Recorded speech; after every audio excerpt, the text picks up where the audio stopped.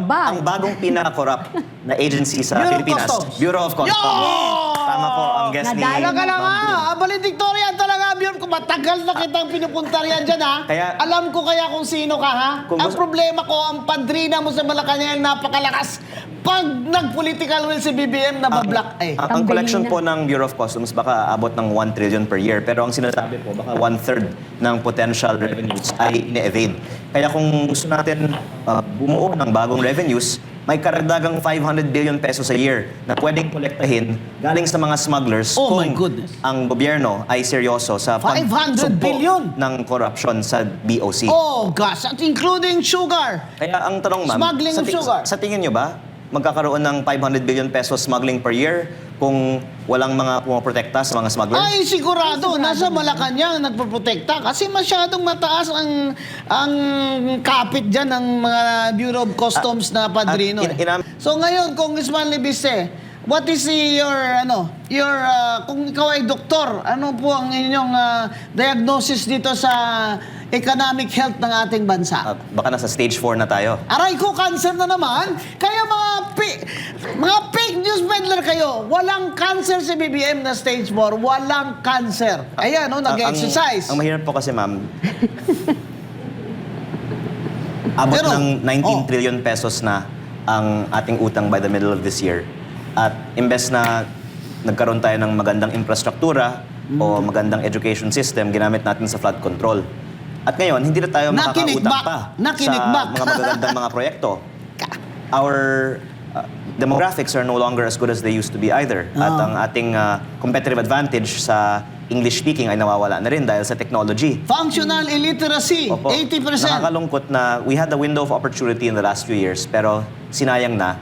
At kahit sino ang susunod na magle-lead sa ating bansa will have to grapple with the huge debt I that has know. already been accumulated. I know. Ang I think biggest loss din sa ating bansa ang pagbagsak ng foreign investment.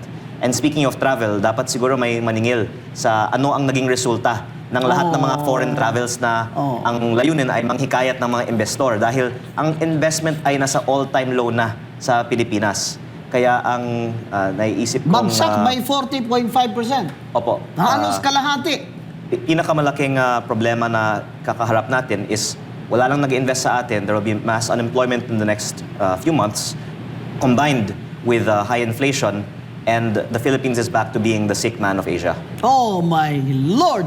Tapos, may mga kapital naman ng mga Pilipino, karamihan Filipino-Chinese, ay ayaw na po magnegosyo dito o magtayo ng pabrika.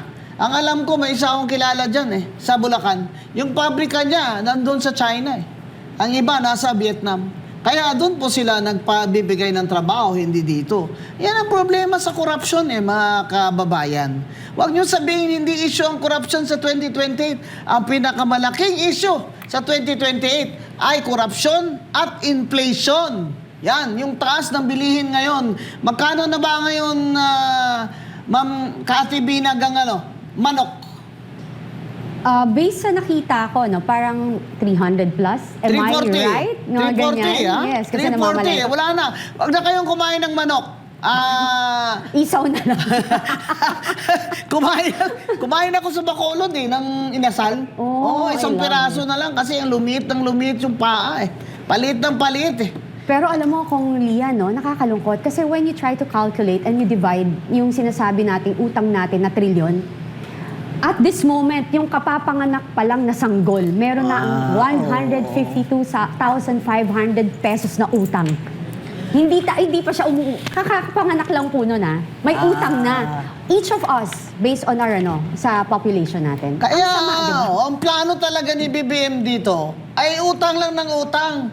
Problema na yan ang sunod na presidente. Kaming gulang mo talaga, BBM. What do you think? If I may bring up one more big solution to plug our fiscal hole, last year po, ang pinaka-corrupt na ahensya ng ating gobyerno, ang DPWH. Yes. Pero may magandang balita po, ma'am.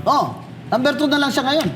Dahil walang budget na nirelease kahit saan sa buong bansa ngayong taon sa DPWH, na-solve na ni Secretary Vince Dizon ang korupsyon sa DPWH kasi walang project. Ay, bongga! Dahil wala kang project, wala ring trabaho. Pero ang bagong pinaka-corrupt na agency sa Bureau of Pilipinas, Customs. Bureau of Customs. Yun! Tama po ang guess ni Nadali Talaga lang Ma'am Drew. Valedictorian talaga, Bjorn. Kung matagal na kitang pinupunta riyan dyan, ha? Kaya- Alam ko kaya kung sino ka, ha? Kung Ang gusto- problema ko, ang padrina mo sa Malacanang napakalakas. Pag nag-political will si BBM, nabablock eh. Ang Tanggalin collection na. po ng Bureau of Customs baka abot ng 1 trillion per year. Pero ang sinasabi po, baka 1/3 ng potential revenues ay ine-evade. Kaya kung gusto natin bumuo ng bagong revenues, may karagdagang 500 billion pesos a year na pwedeng kolektahin galing sa mga smugglers Oh my kung goodness. ang gobyerno ay seryoso sa 500 pagsugpo billion? ng corruption sa BOC. Oh, gosh. At including sugar. Kaya ang tanong, ma'am, Smuggling of sugar. sa tingin nyo ba, magkakaroon ng 500 billion pesos smuggling per year kung walang mga pumoprotekta sa mga smuggler? Ay, sigurado. Nasa Malacanang nagpoprotekta kasi masyadong mataas ang kapit dyan ng mga Bureau of Customs na padrino. At inamin din sa congressional hearing, ang isa sa mga pinakamalaking sinasmuggle ay oil. Baka, ang estimate ng BOC, 50 billion. Pero sa tingin ko, baka 100 plus billion ang nawawala sa oil smuggling per year. At kaya hindi ibinababa Yes. ang mga buwis sa langis Oo. dahil hindi kasi nakokolekta ang buwis sa lahat. So, pwede sana yung 12% VAT, for example, maging 8 kung yung 1/3 ay makolekta. Pero dahil hindi kinokolekta yung 1/3, those of us that are paying have to pay higher rates on taxes. And you maybe don't that's collect kung smuggled.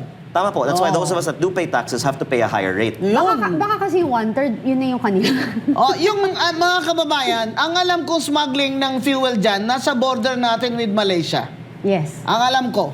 Ayun, kung talagang itong Coast Guard na ito at si Tariela ay masyadong Manghuli gustong sa dagat? pumapel, ay doon nga sir, sa ating mga border sa Malaysia.